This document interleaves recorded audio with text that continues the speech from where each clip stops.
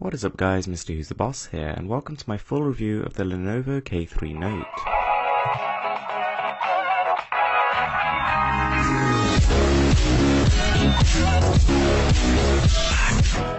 So on the spec sheet alone, the Lenovo K3 Note is an incredibly appealing device. It comes in at the very entry level point of the Android market, at the sort of similar price level to something like the Moto G, just above the Moto E, and it's coming with an octa-core 1.7 GHz Cortex A53 CPU, a next-gen GPU, 2GB of RAM, and a 1080p 5.5-inch IPS display.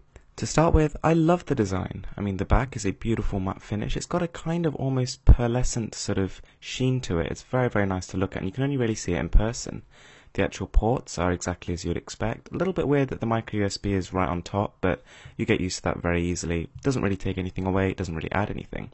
Now this thing actually surprisingly also has a removable back, even though it initially gives the impression that it doesn't. Lenovo has managed to create a body that feels like it's a unibody, but actually has the benefits of a removable back. We have a 5 megapixel front camera and a 13 megapixel rear, both of which promise seriously high-end performance.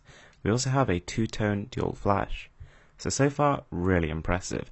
The device is fairly thin, not exactly coming in at the sort of extreme end of the market, but it's slimmer than average and it feels very comfortable in the hand. The phone is slightly curved at the back, and so a bit like the LG G3, it just kind of slips into your palm. The packaging was great. I was impressed. It comes with a screen protector, a case, a plug, and an adapter. Pretty nice. The combination of the modern, refined design, large screen size, and high screen-to-bezel ratio make this look and feel like a flagship. So now, let's talk about the features of the K3 Note. Upon turning on the device, you're going to be greeted by a gorgeous 1080p IPS panel, and it is beautiful. The colours are rich, the saturation is high, it's extremely sharp, and I have to say this is one of the best mobile displays I've ever seen. It's not 2K, but honestly I appreciate that. I actually think that's going to benefit the device. It's not going to slow performance, and it's going to keep battery life on point. Dominating the front of the phone, the screen is a real highlight here. It's absolutely gorgeous. Now the camera I was extremely impressed by. Being 13 megapixels, it kind of sits in the middle of the boat of today's flagships, and it captures glorious details. I mean, this is literally, zooming in all the way, no flash used. In sort of middle lighting, you're capturing SLR quality photos. There's also an HDR mode, which also works fantastically well. It takes very little time to process, although a little bit more than the standard shot, but you're getting huge amounts of detail and color in here. So as you can see in dark environments, the flash is actually very bright and brings out the true color of the object you're trying to capture. However, it does sometimes overexpose and maybe washes out the background. But in low light, even without the flash, you'll be surprised with the detail you can capture. It really is something to behold. The camera is really good on this device. Now, the speakers.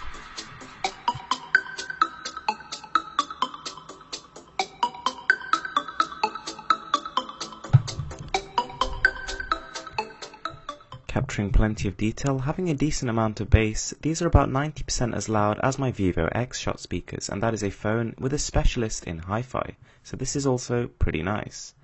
So the internet browsing is extremely quick. I mean, I was surprised by how smooth the transitions were, how quickly the web page was loading, even with ultra-high resolution pictures and images. A website like Apple's, very demanding, but also very optimized, was going extremely well. On top of Android 5.0, Lenovo has actually got a skin of its own on here, and it actually reminds me a lot of MIUI.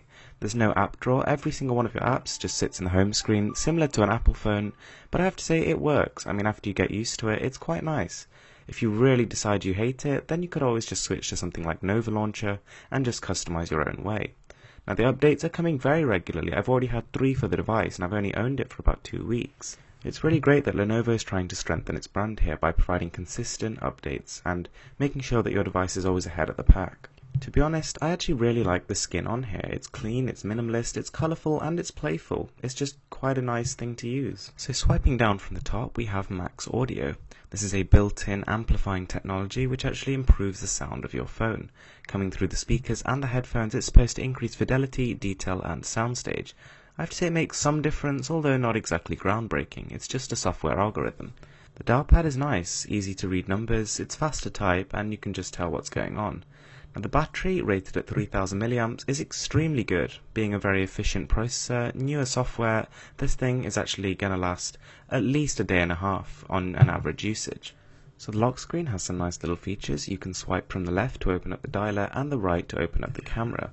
The features on this device are all round outstanding. So now we're going to take a look at performance, and this device in day-to-day use is extremely nippy. There's not one single lag when using the actual UI of the system. Intensive 3D games like Implosion are still running incredibly well.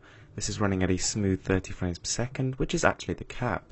The game can't run at 60, but I get the feeling that even if it could, this phone would probably push it. So yeah, you actually never really get the feeling that this is not a flagship device. Throughout the whole usage, you throw anything at it, whether it's Modern Combat, whether it's Nova, whether it's Implosion, it seems to just destroy it. Now another example is Cat Simulator. Although being an absolutely terrible game, I definitely recommend you don't download it. It's actually fairly graphically impressive with shadows, loads of objects, and just free roaming. That also runs fine. You know, games which are obviously then 2D or 2.5D are no struggle whatsoever. Even first-person shooters like Brits Brigade and, you know, the Respawnables, they're also working absolutely perfectly. The games look great, they perform great, and they sound great. It's just a ultimate experience, really. And then we go to Antutu, and the phone scores over 45,000. This is meant to be an entry-level device, and it's beat out every single flagship from last year. The only things that it's losing to are the Nexus 6, the Note 4, and, you know, devices packing the Snapdragon 805 or higher processor. I mean, like, this is extremely powerful. This is right at the top of the charts. This is going to be competing pretty safely alongside phones like the HTC One M9, the Samsung Galaxy S7, and the likes of the LG G4. Frankly guys, I'm blown away by the Lenovo K3 Note.